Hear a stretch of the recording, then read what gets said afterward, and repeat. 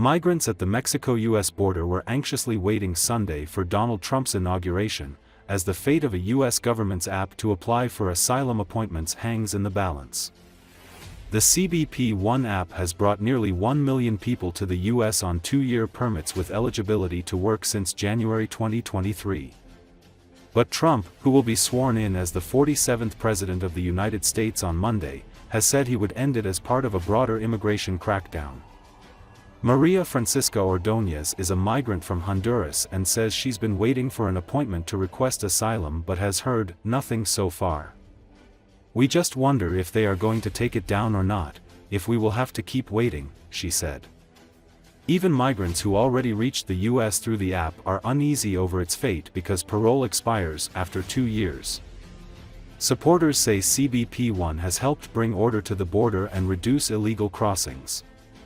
Illegal border crossings by Cubans plunged under CBP One from a peak of nearly 35,000 in April 2022 to just 97 in September.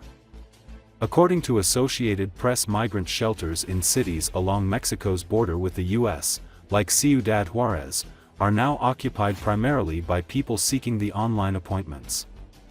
Trump has promised to begin massive deportations, but critics have observed that there will be logistical challenges to significantly ramping up from the already high deportation numbers. Mexico has opened the possibility of receiving non-Mexican migrants deported by the United States after initially saying they would push Trump to return other nationalities directly to their countries of origin.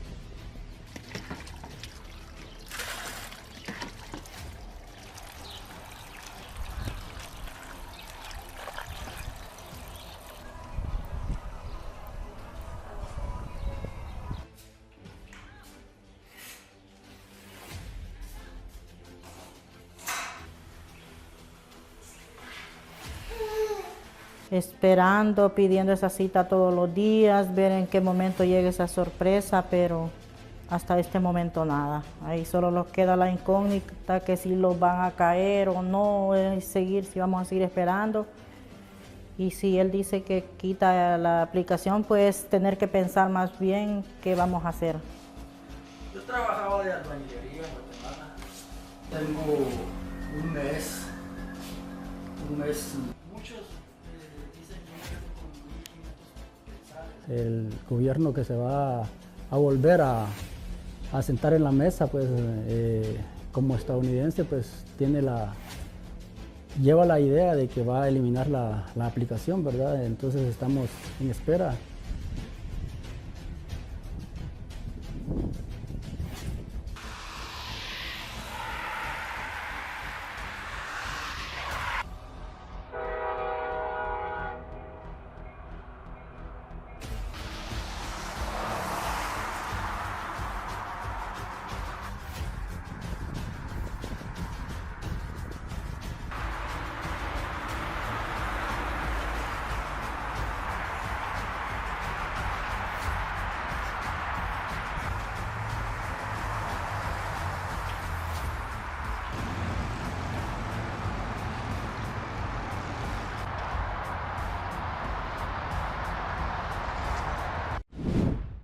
Russia has begun using North Korean artillery systems on the front, indicating Russia's increasingly critical situation with artillery systems and its dependence on imported weapons, said Colonel Ants Kivisleg, head of the Estonian Defence Forces Intelligence Centre.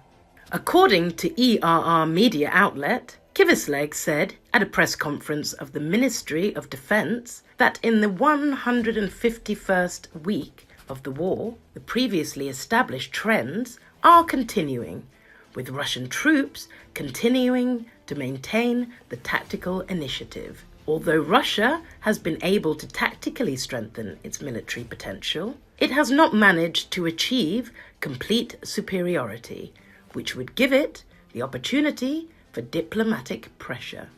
Therefore, at present, the Russian Federation is not interested in ending military actions and continues offensive operations, Kyiv said.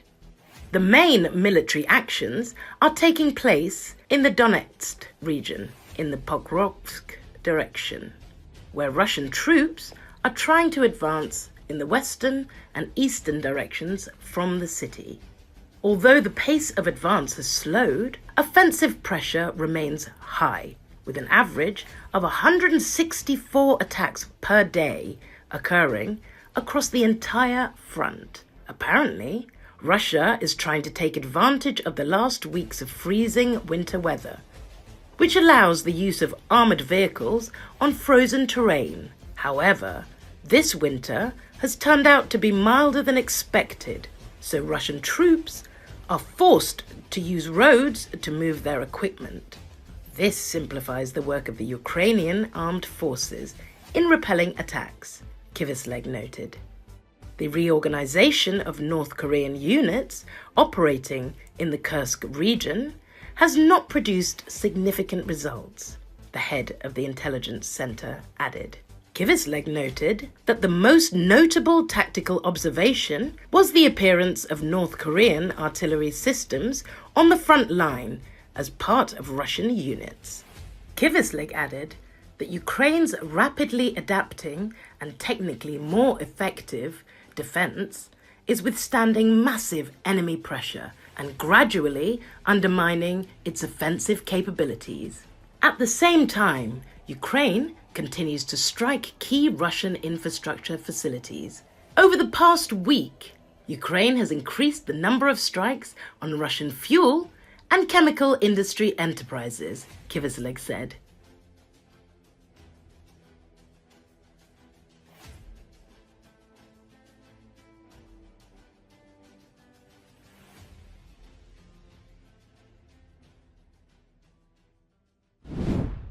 Ukrainian fighters have detected and attacked soldiers of the occupying Russian army who wanted to advance with combat equipment near the city of Volchansk in Kharkiv region. An armored personnel carrier transporting infantry soldiers was hit by shells fired from drones. One of the soldiers there was destroyed, and 6 were captured. The captives said they were grateful to the Ukrainian fighters for their survival. One of the prisoners said that during the battle they offered to surrender to the Ukrainian fighter, but as a result they were captured.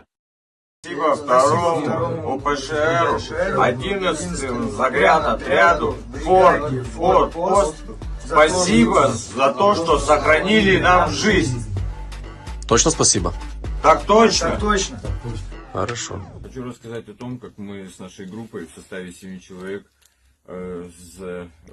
выполняя задание руководства, заскочили в здание и проникли в подвал, в котором находился украинский военный, которому мы предлагали сдаться в плен и с тем, что он поедет отдыхать в Крым. И после того, как у нас закончилась БК, этот доблестный украинский военный взял нас всех в плен. Слава Украине!